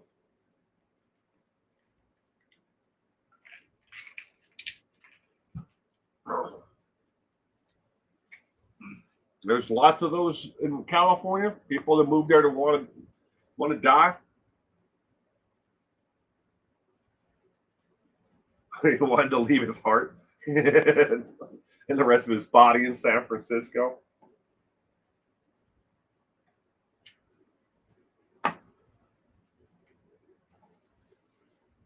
Second cousin twice removed of Joe Biden.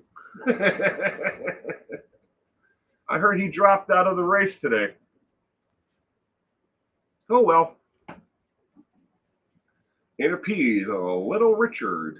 Ba bum bum. I can't stop thinking of Tony Bennett now, right?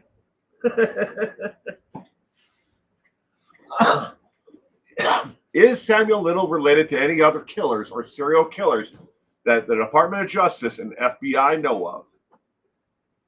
Question number 20 of 20. The correct answer is D as in dog. And hello, Amelia.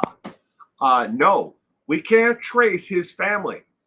Most of his family went up by the last name of McDowell, but the family fell apart and moved away from the area where he was born and raised. Not in one location. They moved quite a few times when he was younger. But no one knows really what happened to the McDowell family. Did his father die in prison or jail? Because his biological father was in and out of jail. We know that much, but we don't know what happened to him in the end. But tracing his family lineage, nobody knows where the hell, he went, what happened to the family after that. We cannot trace his family. The following couple of slides here are of pictures. These are paintings that he did of each and every one of his victims. That's not all 94 and 97 or 105 of them. These are just the paintings. There are far, far more sketches than there are paintings. A lot of people are like, well, there are only like 35, paintings. Yeah, he made 35, 38 paintings somewhere in there, but there are a lot more sketches and drawings, pencil drawings on paper than there are actual paintings. They just don't look good, when you put it on the screen here. And here's the next one. To give you an idea more of the in color contrast. But each and every one of these are these are all different from the ones previous. And here's another one. And see what the how on the right hand side here, you see the picture of the actual victim at the top, the female with the long brown hair, and that's the painting that he did of her. They didn't know who she was. She didn't have a name. And the one below, the African American lady, they knew her name, but they didn't even know that she was a murder victim of Samuel Little. But that on the right hand side of in that grouping of two there is what he did the sketch of. But they didn't know she was an actual murder victim. They thought she died of a drug overdose. But again, they went back and they're like, oh my God, he did this picture of her. Just another couple in the entire group where they have to match the actual photos to the paintings and the crime scene to everything else to try to figure it all out. How did you do tonight on the trivia? This is completely optional to give yourself a letter grade. Some people like to do it, some people don't. Again, we are only playing for fun and education. And no, ladies and gentlemen, there is no cold cases tonight. After you give yourself a letter grade, if you want to, I'm going to tell you who next week's trivia is about. I do not have the opportunity this week to email everyone who gets advance notice. So if you want advance notice, stick around in just a minute here. I'm going to tell you what next week's trivia is all about, who it is. You can, right here, Dow, supposedly he was 19, but his mother was supposedly a teenage prostitute. So we might never know unless DNA links them. True. Very true. But we don't know what happened to the initial family. I might also add, though, when it comes to the McDowell family in that area, there are 4 different families. One is white and Irish descent, obviously not related to McDowell. Before, if they hail from the same area, not obviously related.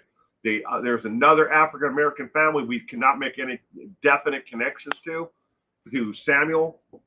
That was the McDowells that we don't know if they didn't live in the exact same area. They lived on the other side of town, but not in an affluent area, more lower middle class family area. And then there is the African American family that lived in the inner city, but we don't know. The unwrapped mummy has left the building. All right, ladies and gentlemen, next week's trivia is on Juan Rodriguez Chavez. Juan Rodriguez Chavez. The 28th of July. Juan Rodriguez Chavez is what the trivia subject is for next week's trivia night. He is known as the Thrill Killer. The Thrill Killer, Juan Chavez, is what next week's trivia is all about. Again, I'm sorry I do not have the opportunity this week coming up to email everyone who's on the list to be get advance notice. So I'm giving it right now. That is what next week's trivia is on. Many Black Americans have Caucasians in their background, and many Caucasians have African American in their background as well. Goes both ways. What is it? History Detectives, the show on PBS, where they go back and they look at the family lineage of some people, and then they have that other show on PBS where they went back and they've done the ancestry for famous people, and they found out that some of them their great ancestors had slaves, and others were have other mixed lineage in their background. Good night, everyone. Have a great week. You as well, Sal, and thank you very much for being here tonight with us. Tina, you as well. Have a great week ahead and stay safe out there. Will, I was just typing what you said, LOL. Right? I've done the 23andMe, so in case I ever turn out to be a serial killer, they should be able to link my DNA up, with some of my serial killings by now, because I did it several years ago. It's a joke, sarcasm, ladies and gentlemen. I'm not a serial killer, or am I? Finding your roots. Thank you, Callie. I knew somebody would know the show that I'm talking about on PBS.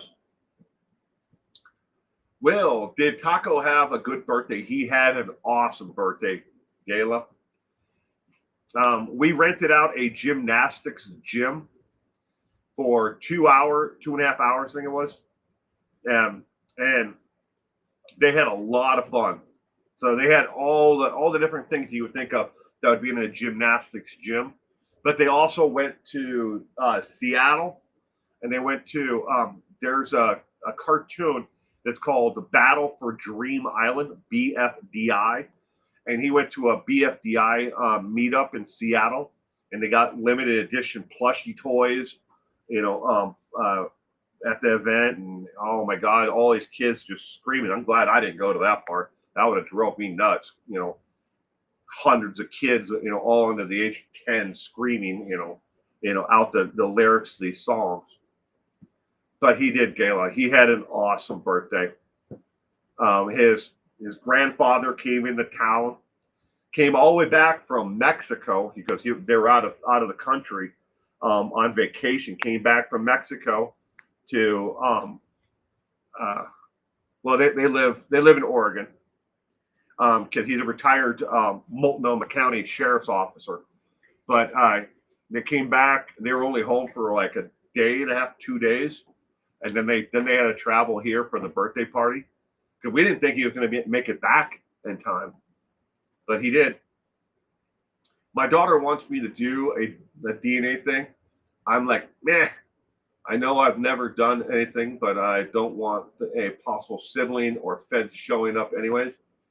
Yeah, but you can do the DNA test, and then put it in find out what your family, history is, I mean, I can we already have a family member, God rest her soul, but our great aunt, Carol, she did our family lineage, and that was her. She was a housewife her entire life. She never worked a day outside of the family, except for this. She did the family lineage and traced our family back to like 1400s or 1500s. And then she compiled it all and put it into a book. And and then she made she printed off the book, and then those were the first editions, and then the second editions were she had a on print demand company make the book, and for all other family members who wanted them. But she gave each branch of the family tree so many copies of the book, and I was fortunate enough to get one of those copies. But there are relatives. I've got relatives that live less than 150 miles away from me. I have never met in my life. Never. I never would have even guessed that my family was there. As far as I knew, we were the only ones that have moved west of the Mississippi, as far as I knew. But it turns out I have like one great niece or something like that that lived in not too far from me. But it's if you're curious about it, do it. If you don't do it. Yeah, I didn't find any siblings. My brother's been missing since the 1970s, and he didn't pop up in the DNA database when me and my sisters all did it. But me and my sisters all agreed to do the 23andMe at the same time, and well, luckily they came back with pretty much the same answer.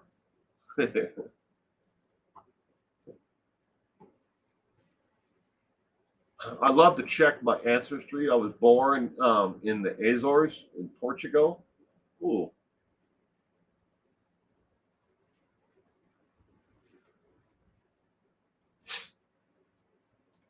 Yeah, I hear jails can be pretty loud.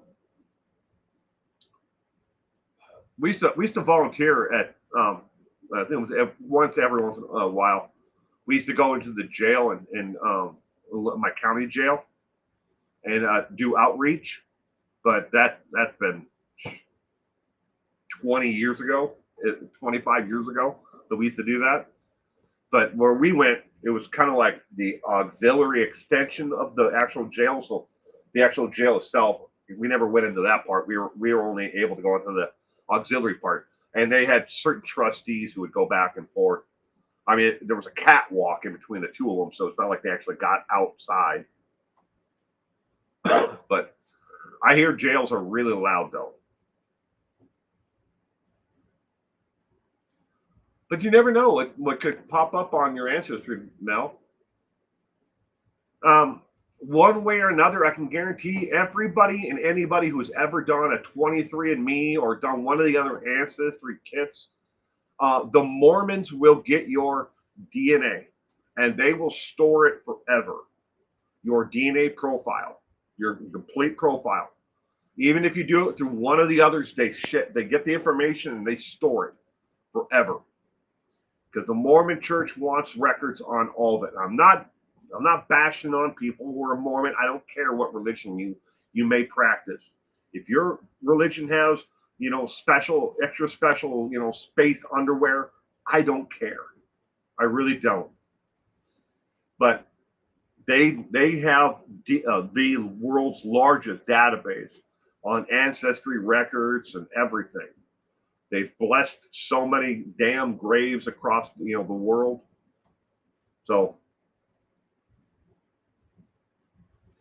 we be cousins, Dare and me.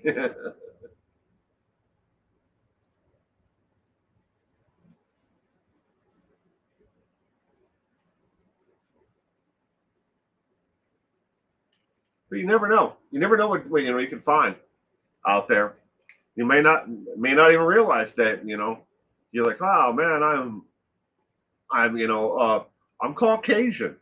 You know, did I know that my great great grandmother was partial, Native American, and on top of that, 25%, Asian? No, I wouldn't know that otherwise. I have a name in a book, but I'm using it as an example. Not really, though.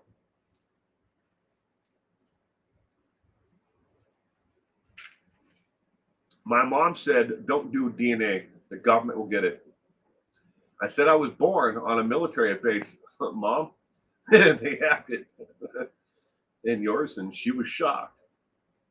Yeah, I didn't even know about that, but when I was in the service, um, they pulled my wisdom teeth, and they actually extracted the DNA from my from it, and that's not a joke. They really do have my DNA. Mr. Frosty, I hope you're doing well, Mr. Frosty.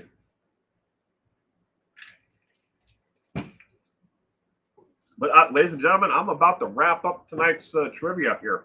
Again, next week is Juan Rodriguez Chavez, the thrill killer out of the state of Texas.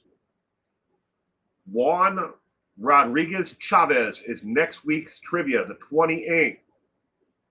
So if you want to study up on, or brush up on who, Juan Rodriguez Chavez, the thrill killer from Texas, was or is, was past tense, no longer alive. I do believe they executed him a long time ago. But anyways, that's who next week's trivia is on. But I want to ask you, please, smash that thumbs up button. If you're not a subscriber, please subscribe. You know, consider it. Think about it. Even if it's like, subscribe, nah. At least you thought about it, right? But I will see you all again next week. And between now and then, I hope everyone is able to stay safe and cool. And if you don't have AC, like, you know, at least one person I know who's here tonight with us doesn't have AC, I hope you're able to find some way, stay cool, and know the signs of heat stress and heat exhaustion. Because this heat can be deadly, especially to younger children and to, you know, as we get older. We're a lot more susceptible to heat. Yeah. I know I am at my age. I'm like, screw this. When I was younger, you'd be like, yeah, I'll go for a walk. Not anymore. I don't want to go anywhere without the AC. Guess I'm becoming a giant pansy. Everyone, have a great night and a safe week. Bye.